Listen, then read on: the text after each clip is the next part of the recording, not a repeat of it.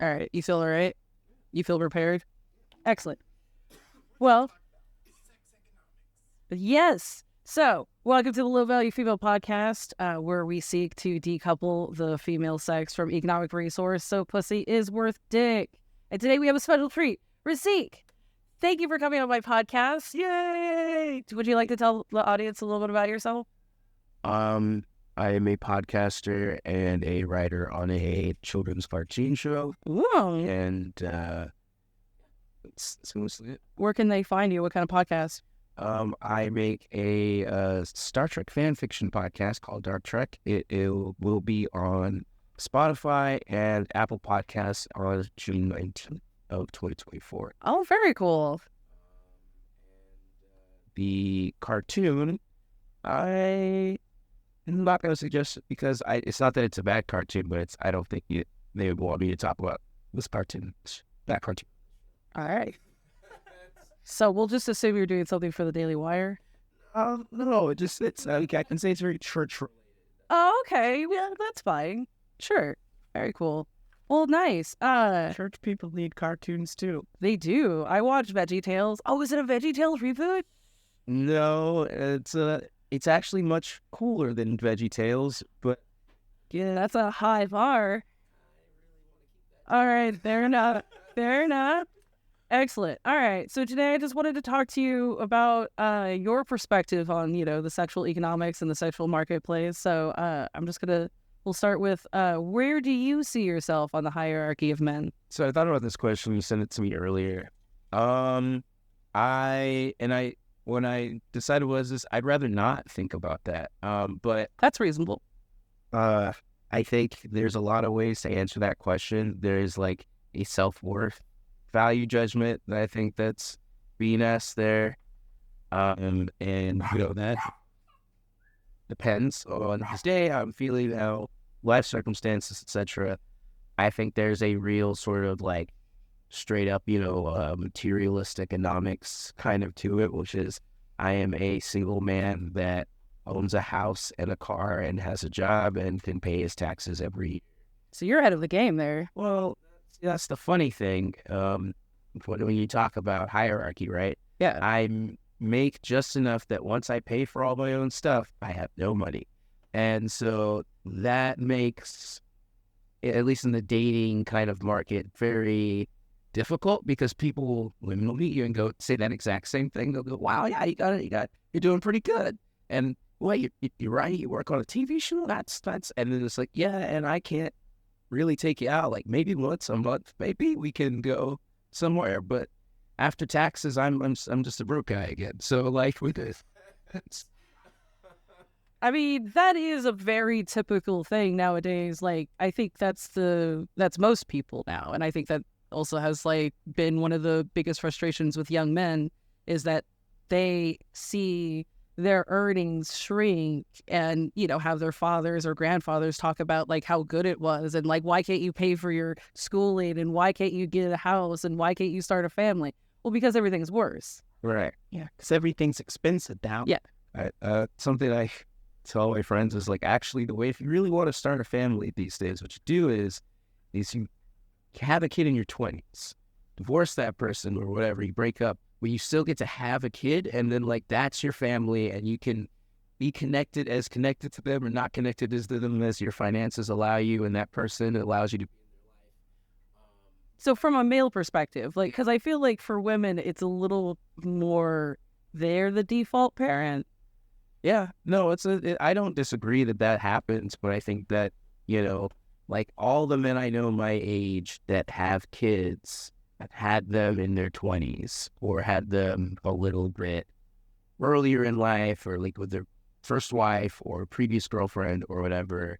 And then all the guys I know that are in their 30s trying to like start families or whatever, it's just a different economics, different situation. So the ones that had him in their 20s, did they intend on it, or is this a more of like the pull and pray? Sometimes it's intention. Sometimes they were married and now they're divorced because this were their mid-30s. I'm 35, so like like sometimes they were married to someone, it didn't work out.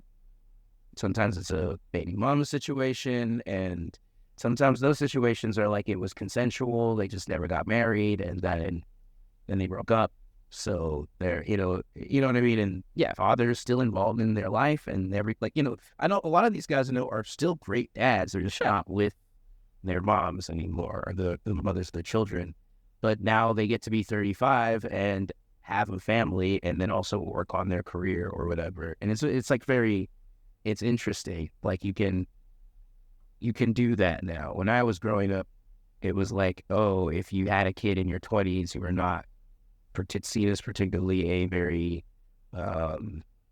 responsible person. Yeah. But now it's like, because you got these men who are now stuck in this sort of forever adolescence, right? That like having a kid in your 20s and then you're forced to grow up because you have to like pay child support or whatever. Like there are a lot of like dads who now seem more responsible and like that because life forced that on them than like 35-year-old guys like me who like have jobs and houses or whatever, but we're still like playing Pokemon or whatever. You know what I mean? Like, I feel like you play Pokemon and still be a dad, a great dad. and that's me being a little facetious. There are a lot of dads who play Pokemon with their kids because that's a very good and healthy thing to do. So, like before, the coming of age, like the adult was like getting the job, getting the house, and like the more that's out of reach of people, now just having the kid. Yeah, I don't feel good about that. In 2 separate apartments. I do like the idea of kids being raised around a diversity of adults. I think it takes a village. So I don't have any kind of like negative connotations with co-parenting. I think that's a great idea, and especially if you can do it well. But it's really disconcerting when it's like this is the alternative to something probably better that is just out of the reach because, well, it's the economy. Yeah. Right, because you have to make $70,000 a year to be able to actually have that life. Right. So who, in the dating scene, who asked who out? I think, it depends on your culture, background, whatever. I don't like asking women out anymore just because, like, It's intrusive. it's just more like you never really know, like, the situation, and, like, it's more like it's better to just when someone, it's easier when the woman asks you, like, what is expected of the situation, and I need to open up with, I have ADHD, and I'm on the spectrum, so like that. So sometimes reading people and stuff is a little hard for me. But I think in general, culture to see it as a man should do that. I think in general. Well, like, what do you feel about being asked out on dates? Like, you find that more comfortable because, like, what's expected of you. You're having something up front. You don't like the mystery, the chase. The mystery and the chase can sometimes, depending on the situation, who you're talking to, sometimes you can say something and you think you're being fun and mysterious, and someone else thinks you're being very intrusive. And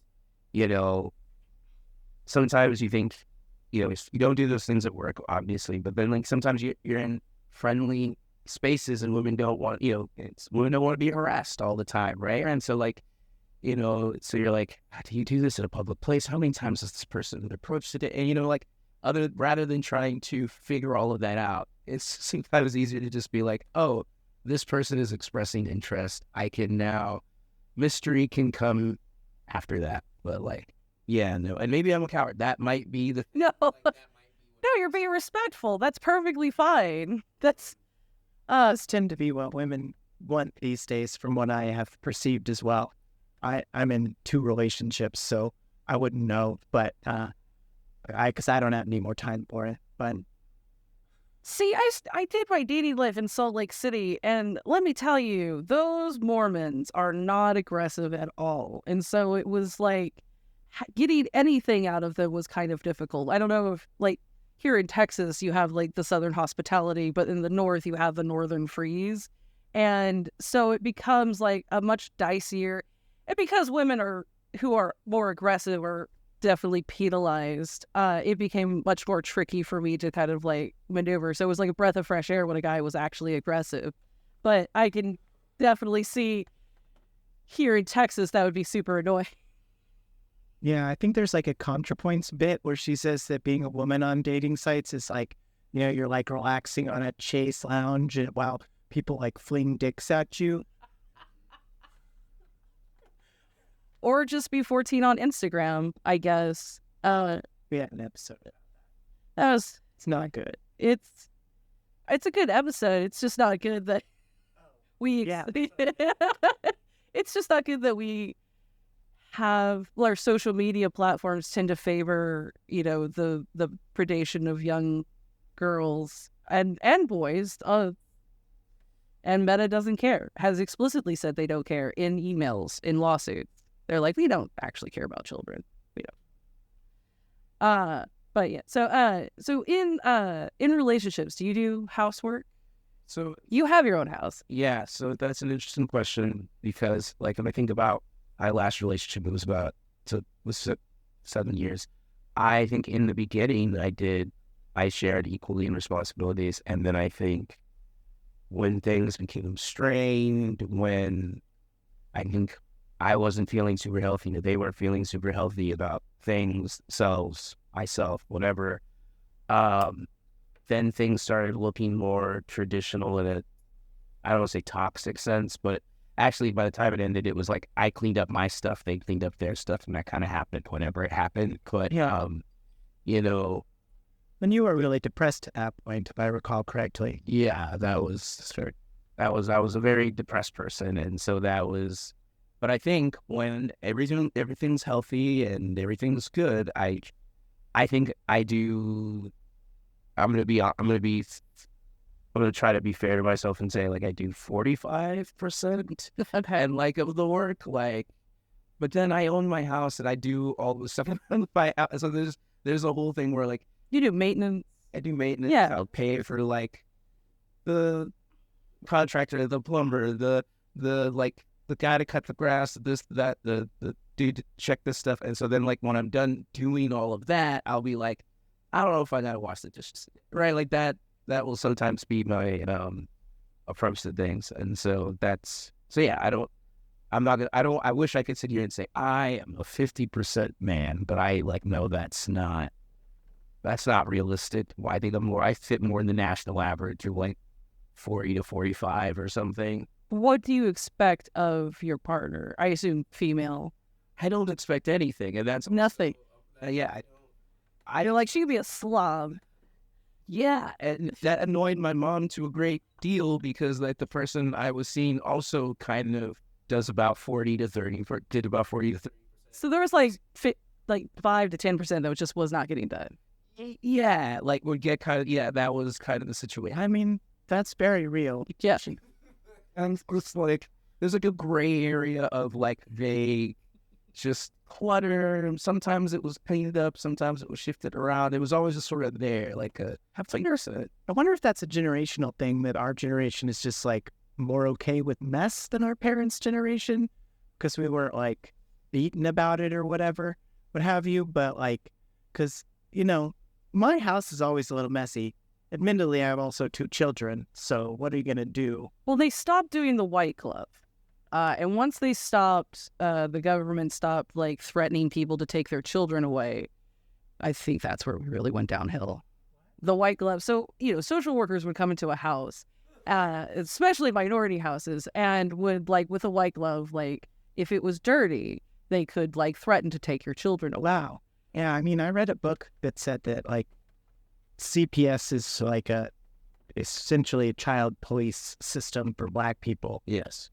Yeah, absolutely. There is a whole host of like truancy laws and things that were enforced for decades, primarily on minorities. And once they started like enforcing it on white people, you started to see backlash of it. Right. Because we're not going to be held to a standard. Well, I mean, right, exactly. And And the man would say, you know, I'm the patriarch. I'm a white male patriarch. Yeah. But the person I was with made considerably more than me up until when I lost my job. So they made like a low three figure, close to three figure, and I made like 30 between 30 to 60K depending on the Yeah. it affects things. Like there's one thing where I think when I was in that relationship I was kind of younger and I didn't really know what to do. But I think there is a way where you know, if you're a man and you make less than your wife, you can kind of step up by becoming a better, like, homemaker, more attentive, like that kind of thing. I wasn't very good at that. So you didn't feel like you had something to contribute to that? I didn't, as in the why things didn't go well, or I didn't think to have anything to contribute. Well, okay. I was in a relationship with someone who would frequently make comments and jokes about how, like, they were the breadwinner, and like they were the breadwinner. And Did it feel emasculating the way they did it? Not at first. Like, I think it's fine if there's an understanding that there's like that's what the rules are. I think it gets. I think, you know, the world is still the world, and like a woman still wants to be treated like a woman, and I can imagine it gets frustrating that I can imagine a world where it gets frustrating that even if you make 100K, the person that you're with can consistently not afford to like buy you a hamburger, like, randomly. But That can get like. I mean, my mom has always made more than my dad, but also she's chill about it because she's like a feminist or whatever. So in a way, you know, old-fashioned feminist, like 70s feminist, which has its own problems, don't get me wrong. But yeah, she's like kind of likes this situation being that way, I think, because she likes being the one with her foot on the gas. Yeah. You know, and I think. So, is there any other ways that you can show you care other than like buying her something randomly? No, yeah, I mean, yes, there, but like, I don't want to get too deep into it, but I think the short version is like, at a certain point, I just didn't know, I guess, autism, so I didn't really know what they needed to feel like I was there. So I cared, and so like I often would do things like make things that, you know, were nice, but they didn't speak to her and what she needed. I think you can do that. I think if you, in a broader way, I think yes. I think a man, if they're good at that, you should do that. You can find out the things that the person, your partner, loves, and then you lean on those things and you make sure you give them to that person on a regular basis. And I think that works. You know, do you feel very much though that there is an expectation that's different for women in the domestic realm than men? Oh yeah, I think totally. And how do you feel about that? I don't think it's fair. I think, but see, what's interesting is that in my family's relationship, my father was older, and so yeah, he had more money, but my mom was the entrepreneur who was always working and making money actively. So I never really understood. Like, here's a good example. So recently, No, please. There's this thing that as I've been dating, people are like, you should stand on a particular side of the road when you're walking with a. Oh, you have to be on the street side. Yes. Yeah, that drives me absolutely fucking crazy. Well, so what's funny about that is like, so I grew up with my mother as an example of a woman, and then I like my other examples of relationships outside of immediate family in the United States is Africa, West Africa. So like, Okay. when women just walk in the middle of like moving traffic and the cars just stop, right? So this idea that like They just stop for the women. They don't stop for the men. I mean they'll stop for anything. Oh, okay, good. Yeah, like, you know, like it's under people are not in other parts of the world is not as murderous as the Americans. So like they're like, oh, it's your fault if you hit someone with a car, even if that person is drunk and walking into the middle of the road because you're in the 1,000-pound machine and they are a human. That sounds way too reasonable. Like that guy in Utah who they finally caught him after he had like killed 6 women. Oh my Like, because he would just kill them with his car, like while they were walking on the sidewalk and be like, oops. And it's like not illegal to do that on accident. And like, they don't even really, I guess maybe because there's not a lot of enforcement out there or whatever. I'm not sure of the exact details, but it took him like 6 before they like put it together that he was doing it on purpose. He probably talked to his bishop, because the Mormon. So there was another incident in Mormania in Utah, where there was a sovereign citizen that fucked around a lot, and he would drive, like a sovereign citizen does, without a license. Cops would pull him over. He would like yell at them, and they let him go like several times. Mm-hmm. They didn't charge him. They dropped the charges. Well, one time he got too heated. He pulled out a gun, and the cops shot him. And now his mother is suing them, the police. Yeah, the cops, because like, oh, you shouldn't have done that. He's just a boy. And Because he's white. And they're Mormon. And like, he's a good member in church. Hell, I don't know what to tell you. Don't point your gun at the cops, dumbass. Oh, so I feel like I'm gonna back away from murder. You should. I just thought it was interesting. No, we're very interested. It's very. Yeah. So in most places, you don't have to be afraid of that. Well, that's great. Right. So, but so I don't have some. My point was that like I'd went on a series of dates recently where women would be very weirdly upset about this thing, and I would like I make sure I get on the right side of the road or whatever. But like I was like they would. Seriously, they get upset? Well, yeah, but they were surprised. They were like, "What? Did you not go up with the father?" Like they would say like weird, crazy shit like that. Like, did you never? Were you never around a real man? And I'm like, I'm so scary for behalf of. And after that, then I was just like, what is this? And then I'm like, oh, this is a thing with Europeans and Mexicans, like, and like this is an American Western world thing about Sovereignty, chauvinist. Chivalry stuff. Chivalry, yeah. Yeah, but like both. But still, like in my head, right? It's just like, no, like a woman should be smart at. Look, first off, let's expect to get hit by a car, but also a woman and man should equally be smart enough to like be aware of their surroundings. So you believe in equality here? In terms of walking down the street. And Hey, your daddy, get your fucking own plate.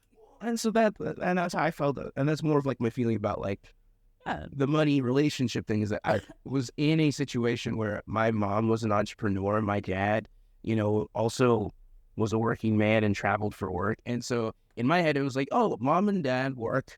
And then, like go home, you do stuff when they're around, you do family stuff. But like mom and dad, that's mom and dad work, right? So like now I encounter people in dates who are like, Wanda, why are you... What, you don't want to take care of a woman? I'm like, what does that mean? Like in my head, I'm like, I don't know what that means. Like, does that fucking mean? Like, I have to make enough money to also take care of enough. Oh, okay. I don't think I'm ever gonna get married. I don't think that's gonna work. And yeah, Is that why you see like girls on TikTok videos being like, the men I date need to make at least $150,000 or whatever, because they need to be able to stay at home? Okay. I guess most of my friends are also feminists, so that boggles my mind. I don't understand that. I love how he has house husband. Hold on.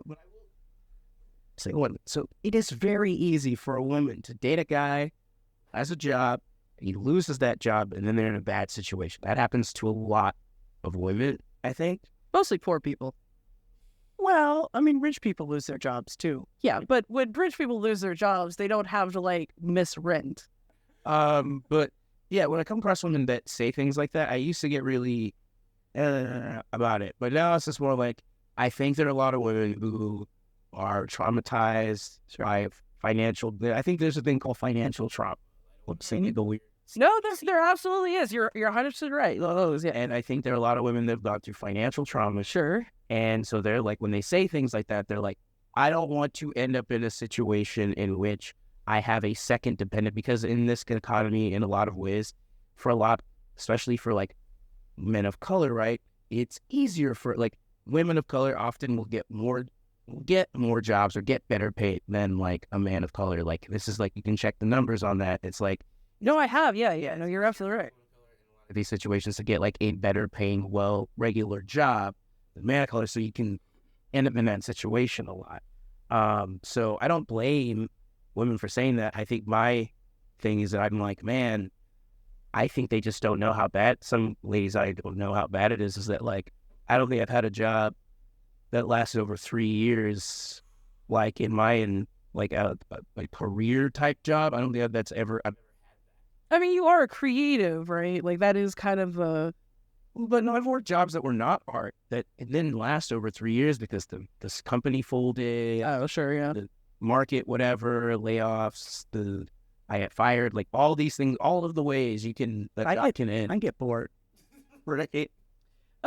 You're right. Like my job was working in healthcare as a CNA and then later as a medical coder. And I don't think I kept a job for longer than year and a half, 2 years, because yes, you have that exact problem. You have like fly-by-night companies that you think look really good on the startup, especially as a CNA getting paid $7.50 an hour and working 12-hour shifts. And essentially like, one time I got knocked down by a client and my manager told me that I can't call the cops. I can't, like, don't put in the report. We that's a lot of paperwork.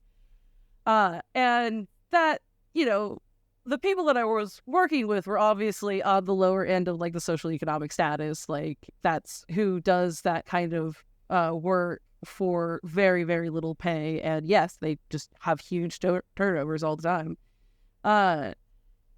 It's very unfortunate. And like,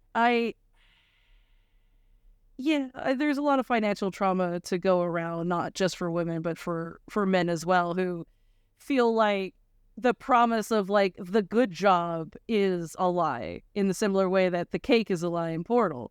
Like, aha, it's just this way, just around the corner. It's an oven. God damn it. Yeah. I'm sorry, but yeah, I forget what the original question was. I feel like you brought me out to like tell crazy stories about my dating life, and I'm like, it's kind of like. No, you're doing good. I wanted these typical stories. Honestly, I think a lot of people have like these very stories, and it's important to draw light to them and like what leads up to these situations. And I don't know if you have any answers, but hopefully maybe some like advice or at least warning to others to like, we should do something better, right? Like we could do better. Should just both have a job. Yeah. You could both have a job, or just like... That usually helps. That usually helps. It also prevents financial abuse, which is a situation a lot of women also get themselves into in that situation, because if you don't have the skills to get yourself out of a situation where a man is taking care of you and he's a dickhead, then you're fucked. So I actually found some statistics on women who get promoted are far more likely to get divorced. And so in like Sweden and Norway, they have some of the best like maternity leave, like anything that could level the field for the working woman, especially like the high earners, they have. And it turns out that when women get those promotions, when they work hard, they have like, the long hours and the travel and whatever, men feel much more agitated and frustrated by it than women who kind of like accepted or tolerated more, have a greater tolerance for the long hours. Yeah. I mentioned my parents earlier, and we talked about men bringing something else to the table if they can't provide that way. And I should qualify that my dad was, a teacher, so he got the summer off every summer. So we didn't have to have childcare in the summer because he just stayed home with us, and that's a huge benefit. I mean, I don't know if childcare was $1,200 a month in the 90s like it is now, but it's still a couple $100 off your plate every month, not to mention, just getting more time with your child. That is really important. Yeah. It is super pissed about it right now. So we were talking about the discrepancy in pay and like how, how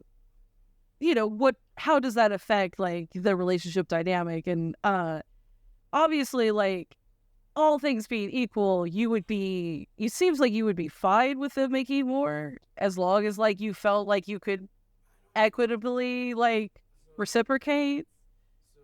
So that thing you just said, I think it's true. I think there are a lot of men who get into situations, and I think when I think about my own situation, I think from a certain perspective, it could have looked that way.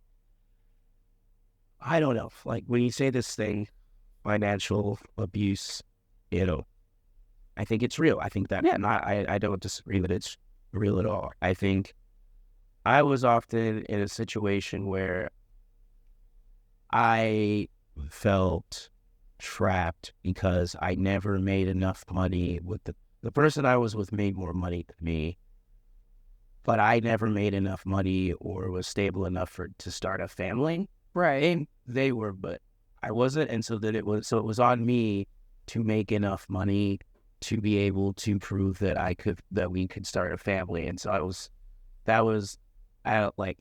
so it was sort of like I could be blamed for being a bum at any point, and like kind of like, well, we don't progress, we don't do these certain things, we are in this particular type of relationship. I think that is a form That definitely is like it's not like severe or anything. It's like mild. I don't know what I even categorize it, but I will just say that it was difficult, like to be so I do think you can't, like, it's hard to tell from the outside. I think there are situations where there are men who can't handle it. I think I was okay with it up until I was like fine with that situation up until it was no longer an acceptable thing for them. And so then So they had the problem with their expectations. Yeah. Whatever. Well, the point is that like you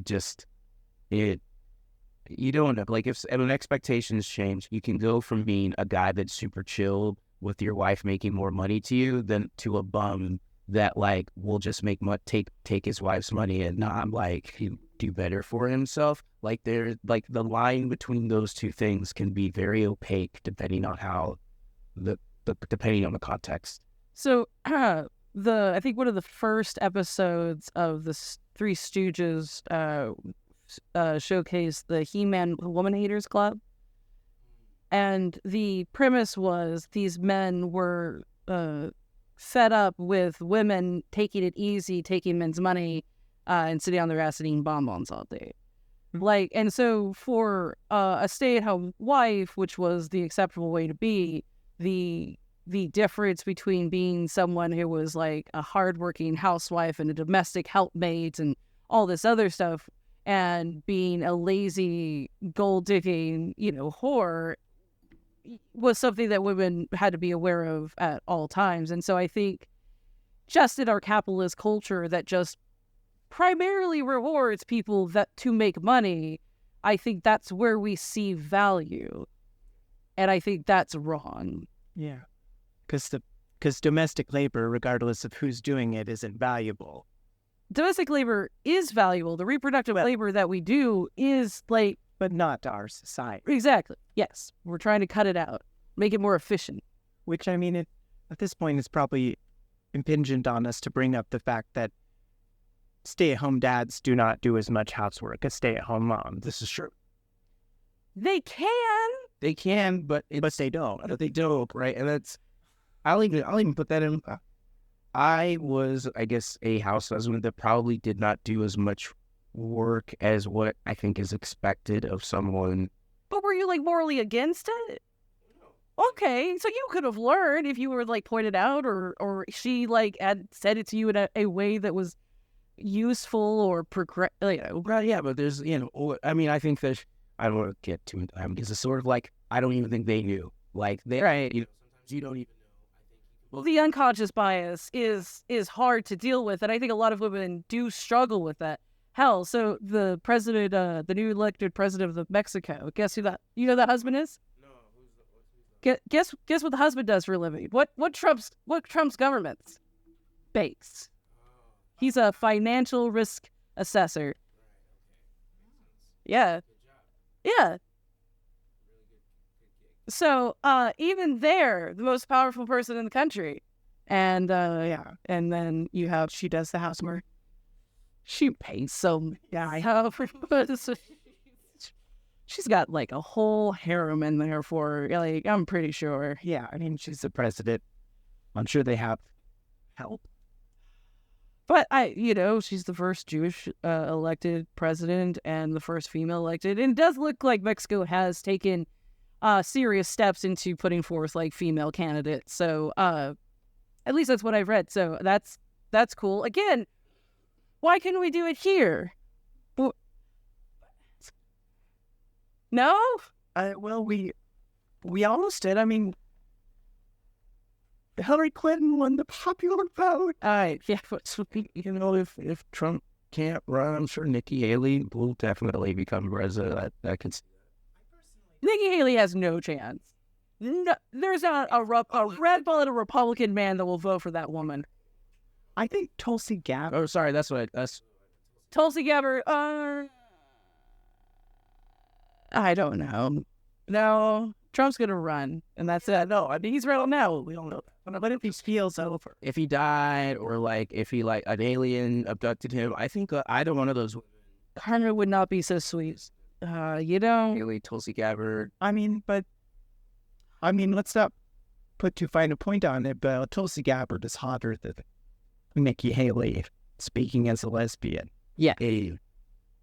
And it's gonna win you a lot of more points. A lot more points. It is, because that's what the men want, right? That's why Marjorie Taylor Greene isn't more popular. And Lauren Boebert. Oh my God. Marjorie Taylor Greene isn't giving handies at a show. I think there's a certain level of personality that I don't think either of them very that or that job. Oh, no. I'm like, well, you're attracted to the person. You have to just look at them like, still images and base them solely on flesh. I look solely on flesh. I see someone who is going to give me grief if I work a retail job, or someone who is calling the cops if I'm walking through their neighborhood. I don't. Which is which? I'm still both of them, like both of them, and in both situations. So Tulsi Gabbard is actually like an Army PSYOPs officer. Is she really? Yeah. Wow. They should be better at politics, but that shows you how good the American PSYOPs is actually. Yeah, they're not really doing it. They're awful. Yeah, the CIA's in its flop era. Right. But all right, so I had a couple more questions. So, how do you feel about crying? This is a tough one because I'm like, I think it's someone because I think men should cry. I think that men shouldn't be afraid, as most women are not. Like I said, if a man cries in front of them, I think that and they should feel brave enough to do that. I have issues. So when Crying? Not issues crying, but when I medical issues, I cry too much, and so why? No, it's okay. It's just that's what happens when you have depression and things or whatever. So I try to not cry in front of women ever. After Afraid of embarrassing yourself by crying too hard. Not trying too hard. Just people don't want bad vibes anymore. That's not bad vibes are not what's. Bad vibes are bad, they're bad. So, well, the term, yeah. Yeah, so you don't want to share bad vibes if you don't have to, but you don't want to share bad vibes too early. And so, yeah, there's a person I've been seeing, and they're often they get mad at me when we have conversations and I'm like, okay, well, I feel like I'm getting emotional, so I'm gonna just stop. And they're like, show emotions in front of me, and I'm like, no, because don't like being called crazy by people I'm in relationships with. I will triggered by that, so I try not to. So what I'm hearing is you have some trauma around emotional expression because you think that your emotional expression is too much. I mean, a lot of women deal with that same thing. Especially if you feel like the expectation is you're going to go crazy. There is this pressure that you feel from other people's gazes that are you gonna freak out? Are you gonna freak out now? You're gonna freak out now? And it runs in my head, at least, because of my social paranoia. Already, sir. I think every woman wants to be in a supportive partner and be in a relationship with someone who makes them feel good. I think, though, that people who love themselves. One, that's important. Sure. I think. Two, people don't want to feel like they have to, people want someone that they can lean on. And sometimes when you cry in front of people, it shows too much weakness and it makes them feel like they can't lean. And so that's just something, and you got to find a balance on that, obviously. And I'm still trying to figure that one out myself. Sure. I mean, I think it should be equitable in that way. Whatever the case, I think it's empowering, at least for women, to acknowledge that they can be the strong one sometime. I think the thought of a weak man is kind of turning me on.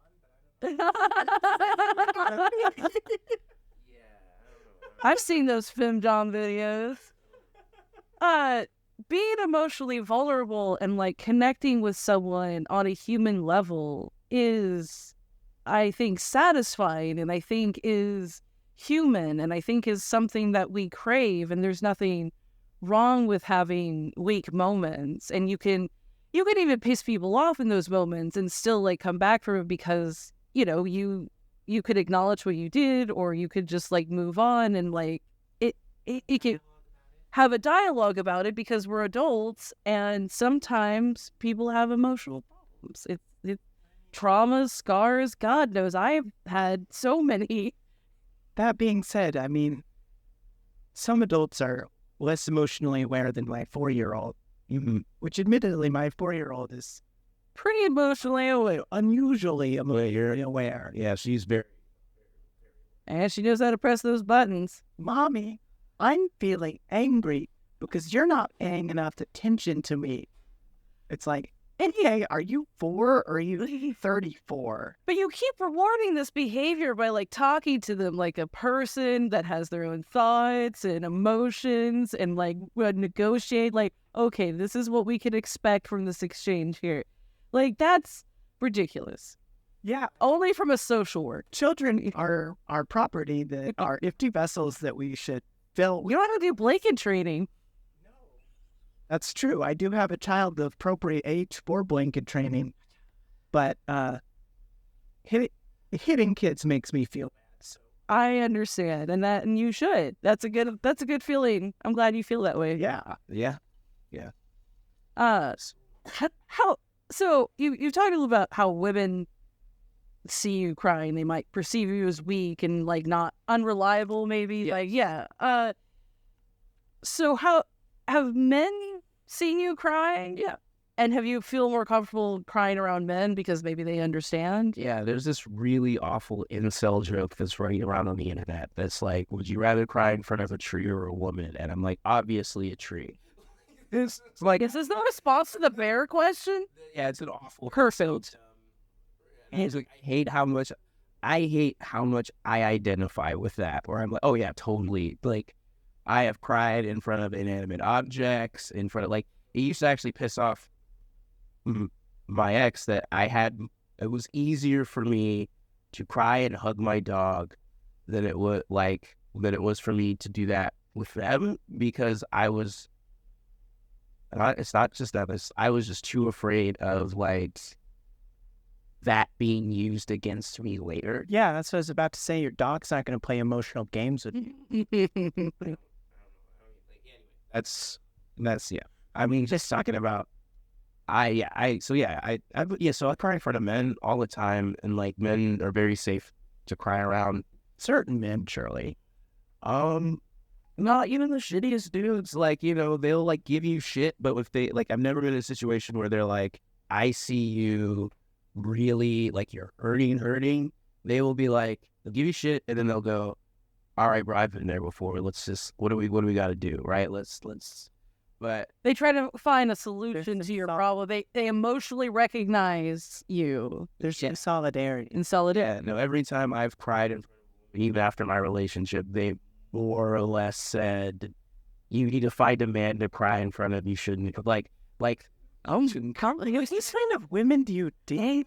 I'm like, how dating? I didn't even say I'd cry, because I didn't even cry. I just like express sadness, like kind of like how I'm talking now. Sure. This is kind of awkward for me. I'm so sorry. It's anxiety producing for me, because I'm like, whenever I talk like this, it usually ends with a woman telling me, you have a lot of problems. You should spend most of your time alone. And so like, I try not to. Do they say that, or is that what you're perceiving? No, it's more like maybe, like, should you go think about it? Go by yourself and think about it? Or maybe more like, like you need to find other people to talk to. Like, and I don't do that on dates, but it's like usually after about 3 or 4 or like a month or so, people want to start asking the personal questions. And I'm like, no, let's not do personal. And they're like, no, I want to know about you. And then I tell them, and then they're like, you seem like a person who can never be happy. And I'm like, I should not have opened my mouth. Like, that was like, like, so. And I think there's a yin and yang to how you approach relationships and approach people. And I am perfectly fine saying I'm trying to find that balance, and that's okay, that you need to find that balance. You don't want to, yeah. Oh, I can't imagine responding to someone's vulnerability that does sound pretty fucking awful. Sounds like toxic femininity right there. No, I think women just want to be with someone who's strong, and like if you project too much, like no one wants to feel like they're with someone they can't. Maybe after you are vulnerable, you need to like crush a beer can on your head. Yeah, I think that's actually what I should do. What I should like actually just pull a rabbit out a magic trick and then stab the rabbit while staring them directly in the eye and being like, I am still cold. And like, and then I cook the rabbit. A little too brutal. No. Then I cook the rabbit, and then I present it really nicely. Yeah, with like a wine, paired with a nice wine and cheese. Yeah, I think I'll still look like a serial killer. See, I'm still trying to figure out the balance. That's why I suggested the beer can. See, but rabbit goes a lot better with beer. Doesn't? Yeah, because it's So what you're saying is he can do both. He can do both. Yeah, absolutely. There's probably a woman out there that would like that. Like that's a Tinder video for Jamaica, just like woodsy outdoor. Yeah. So if I made a Bumble like dating app specifically for the delicate flower men in the world, do you think that would be? You don't think that would be successful at all? Well, I think it'd be very successful, but you'd also grab a whole bunch of awful men that you would like. That's the thing is like, So you don't like other weak men either. It's not harsh. No, that's fair. That's a fair thing to say. I think, I have a lot of days where I'll sometimes think, did I just have an incel thought, right? Like, and then I'll have to like, Are you paranoid about that? oh, wow. Okay. Huh. And so like, there are days like, my ex used to call me like Jordan Peterson all the time. Like it was like, so like I just try to be aware of that. Are you Canadian? No, I have a way of, as you've heard, I have a way of talking, which is very kind of run on and like, very strange. And so like, it's very lectury. You're info dumping. Yes, I info dump. Yeah, so it's so that's the thing. Well, that's what people on the spectrum and ADHD people do. So what you're saying is your ex is being ableist. Yeah. Don't look. We're advocating for you. A lot meaner to her. I This is pretty common in the conversations we've had about this subject. anyway, so there was a question here. There was a question. Yeah. So it was about how men feel about you crying, and you're like, oh man, I want to cry in front of a tree instead of a woman, and like that totally makes sense. I think the question was about him not liking weak men either. Oh, yeah. Well, yeah, and it's not that. That was it. It's not that I don't like women either. It's just like there are a lot of guys who talk like this, and they are filled with negativity, and I think it's easy to become filled with negativity, right? And so, I think if you do set up that profile for weak men, you will come across men who are probably not the coolest people, and they probably have a lot of stuff going on. Yeah, maybe they should go to therapy. But So I used to play D&D at 17 with men that were like 30s, 40s, and just some of the softest men you've ever met. I think you can imagine people that play like first, second edition D&D and get very pedantic about, they rules lawyer. They're very much online. This is where I learned a lot of my early conspiracy theories. I learned about MK Ultra and so forth. And like, that was the kind of guy that I went after. Just the very most pedantic of the guys. Lindsay's husband also just brought us cookies for listeners. He's so sweet. Thank you, honey. They're delicious. Crunching away. In case you can hear it on the mic. I did no fuck to that. Crunch, crunch, crunch. Just pick it all up. So my husband is the only one that has taken me up on my offer to be a domestic house husband.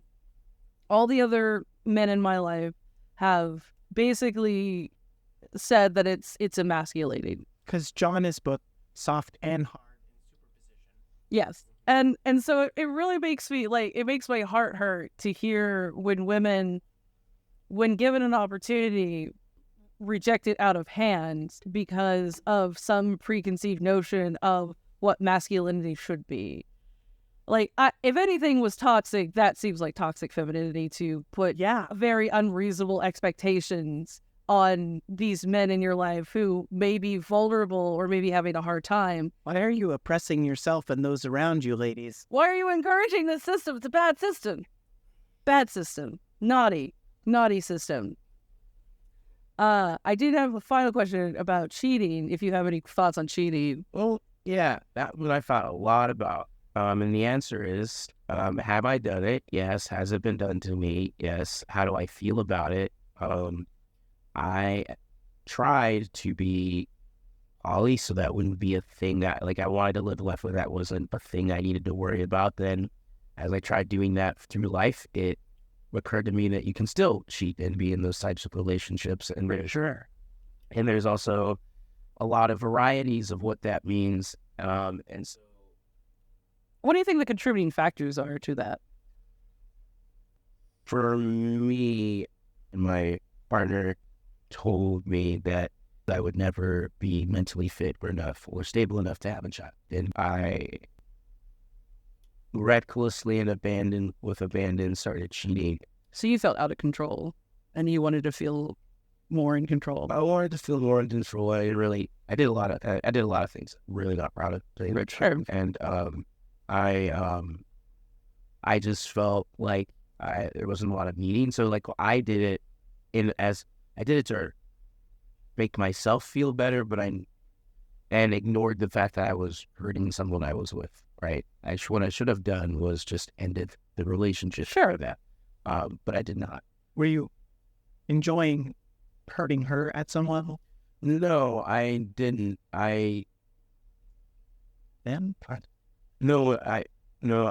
it was is they didn't, that situation, again, please edit out as necessary. Sure. They didn't want to lead, my place, and I couldn't leave them. And then there was the financial situation in which they had the money, so asking them to leave was like conversations about, well, how do you think you're gonna live, that kind of thing. So like it, for me in that situation, I was like, well, the only way that they will leave is if I am just the worst boyfriend. Like the only way I see this situation ending is if I am just the worst boyfriend that ever existed. And I didn't, you know what, that didn't work the way I thought it would, because it just gave that person more of a reason to resent me and stay, which was very interesting. That sounds like an unstable reaction to me. Like, I don't know. That seems really weird. Like, as soon as I found my boyfriend cheating, I was like, oh, we're done. And we're done. And we're moving on. Like, getting my shit and moving. Like, I don't really, that sounds like she may have had some instability there. What they said was just like, if that's the price that you don't ever ask me to have kids again or marry, that's fine. And so then that was... just digging into it. What? Face I'm making. I mean, like, you know, but so it can be, so yeah, it can get, I feel like I might have been the wrong person to interview about this, because no, there are some like standard guy roles to this that I'm not necessarily, I think.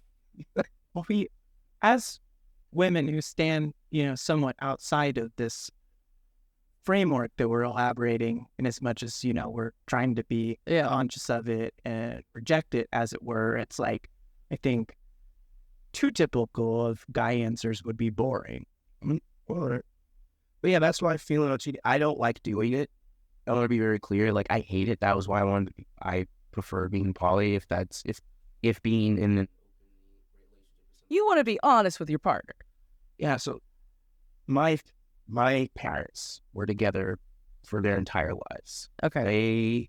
I know at certain points in their relationship, had boyfriends and girlfriends, because when my dad died, his girlfriend showed up to the funeral, and my mom was very nice to her, and it was right. And then, like, my mom, after my dad died, the guy that she married was a guy that, it just been around. Like, I didn't know, like, this was the thing that they had conversation. They kept it away from you.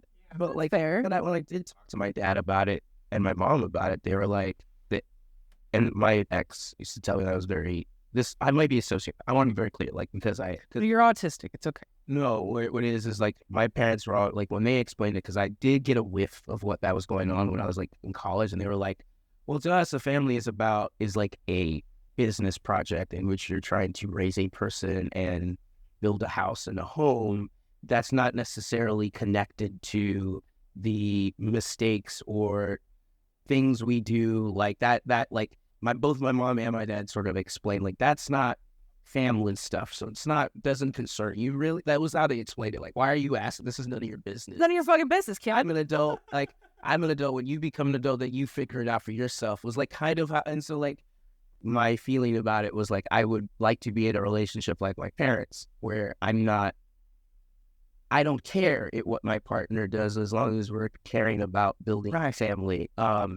That is not a way that most people think about relationships, and I'm learning that. Have you ever had an affair with a married woman? So, I lost my job in ministry because of that. Oh, yeah. Yeah. I hate that. How do you feel about that? Like the other person cheating on their partner?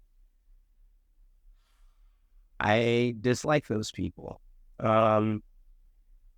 I used to think, when I was a younger man, it was like, I'm fine. Like, it used to be a thing that I thought I could put a feather in my cap on. Like, I am the guy that a woman that's in a relationship with a man will sleep with, ha ha ha. But like, yeah. What's another man? Not even that. No, it wasn't about that. It was just more like, how attractive am I that even a person who's, but now it's like, I look at that shit and I'm like, oh, women do that are people that want to do a type of emotional violence on you that, like, you're not, like, unless they're like poly people or just unhappy. Right. But like, yes, they are just, it's not that they're doing it on purpose, but you have to like view that as a type of thing where it's like, this is not a person who often views you and cares about you as a full person. right? They are trying to work out something, right? And, once I got older, over past 30, it was like, I don't necessarily enjoy being the way a woman either exits their relationship or like